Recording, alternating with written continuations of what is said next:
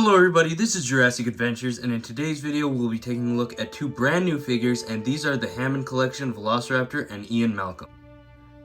Managed to pick up both of these figures today at Target for $13 each.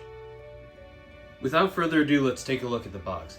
Now both of these have the brand new Hammond Collection packaging. This is the smaller version for that small assortment. There are bigger versions of this box for the bigger assortments.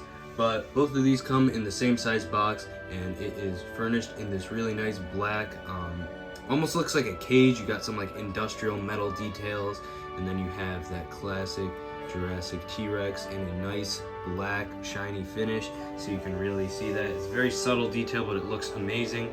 And then you have the open window and this sort of like amber looking background, almost like the Amber Collection.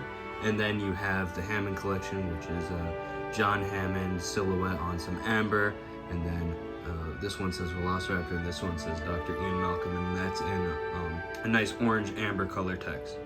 But moving around to the side, you can see that both of them have a close-up. Now both of these figures are from Jurassic Park, so it does indicate that on the box right here. And then flipping around to the back, we can see that both of them have a little blurb you can read, and then both of them show another render of the figure and an actual picture from the movie. But without further ado, let's get these out of the box. Now that both are out of the box, I'm going to go over the Raptor first, so I'm going to set Ian to the side. But basically the tail is separated in the packaging so it can fit better in there, and what you have to do is basically just line it up with the back there, click it in, and you are all set to go.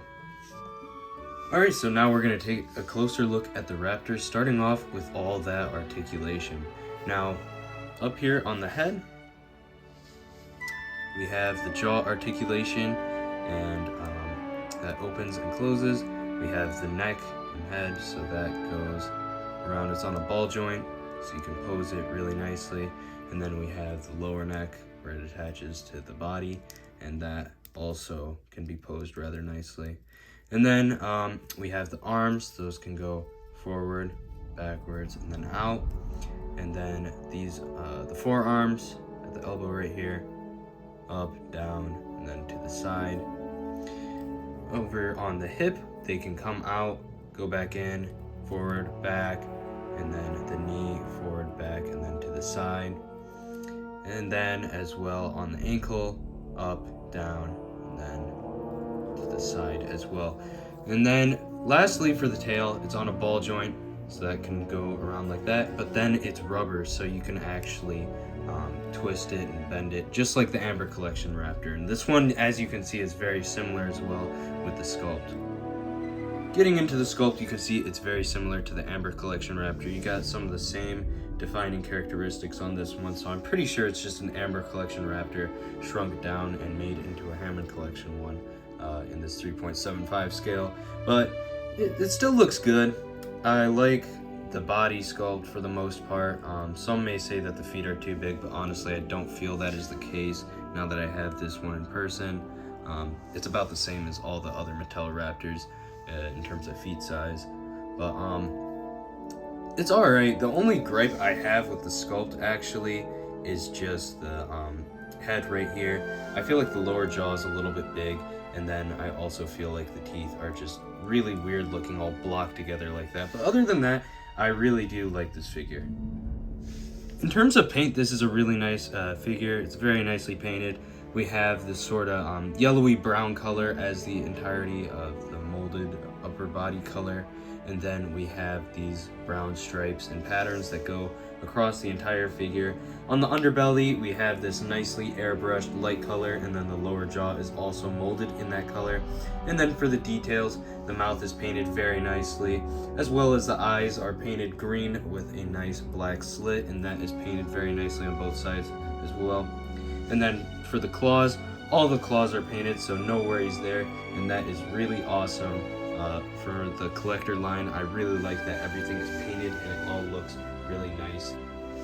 But overall, I really do like this figure. I think the face is probably the weakest point out of everything really, but even that's not too bad. I love having an articulated Raptor finally, and this thing is just beyond awesome. It can strike all sorts of great poses, and it can even balance on one foot. Look at that. So this thing is very nicely balanced. Those large feet are a little bit big, but you can strike awesome poses like this, so honestly it's not even a big deal at this point, and I really do appreciate this figure.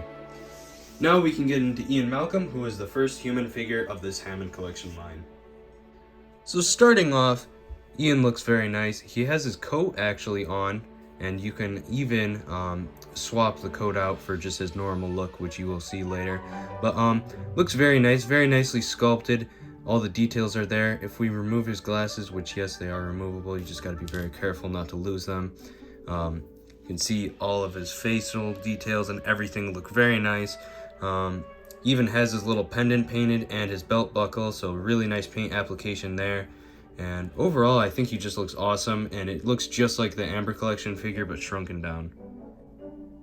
For articulation on Ian Malcolm, his head can go side to side, up and down just a little bit. Shoulders can go out and then forward and backwards, and then his elbows can go up and down as well as side to side.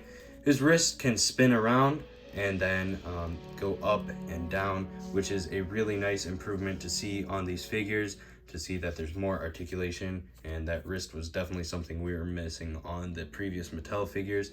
At the waist, he has like a ball joint, so he can move around a little bit there, and then his legs swivel out and in, and as well as forward and back. And then he also does have double knee joints for that extended range of motion, which is very cool to see. And then he even has an ankle joint, which is really cool, that can go side to side and then up and down just a teeny bit. But this is really awesome, and it is basically just an Amber Collection figure scaled down, which is amazing to see. No complaints there. Now, Ian Malcolm has a little bit of customizability. So for one, he has an accessory, which is the flare. That is pretty classic. So he can hold that in his hand. And that accessory we've seen before on other figures. But now he has his jacket, and he's currently wearing his jacket. He comes with it on in box. But what you can actually do is pop his arms out.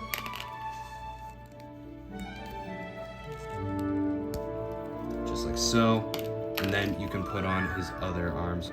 So I got Ian with the rolled up sleeves, and he looks pretty good like this, but Mattel did do a little bit of a QC screw up with me. They gave me two of the same arm. This arm is the same as this arm, just at the shoulder region though, so I mean this forearm is still the same. So I guess it's not too much of a big deal, as the posability and everything is relatively the same, but it's just a little bit disappointing. But Ian does have this different hands, so you can switch them out, switch the hands out. It is more of this neutral stance on these arms, and then the ones where it can grip stuff on these ones, and basically you can switch those out as you please and have a lot of different customizability options with this figure. Now for some size comparisons, and first up is Alan Grant, and he is the exact same size as Ian Malcolm. Here we have the Raptor that came with the Lex kitchen and counter set, and you can see that it's pretty much the exact same size as the Hammond Collection Raptor. I'd say the Hammond Collection Raptor, it looks slightly bigger just because of the fact that the tail is more straight. Other than that, they're about the same size. Here we have these figures next to my custom Roar Attack Baryonyx. Here they are next to another Hammond Collection figure I got today. This is the Parasaurolophus. Here they are next to the Pentaceratops. This one is painted by me as well. And then lastly, here they are with the Spinosaurus that I painted. Overall, I do really like both of these figures. The QC screw up on Malcolm isn't that big of a deal overall, and honestly, I think both of these are really solid additions to anyone's collection. I think some of these are even better than the normal line in some ways, so I highly recommend the Hammond Collection, and especially these two figures. As always guys, if you enjoyed this video, please leave a like, comment, and subscribe. This is Jurassic Adventures, and I'll see you in the next video.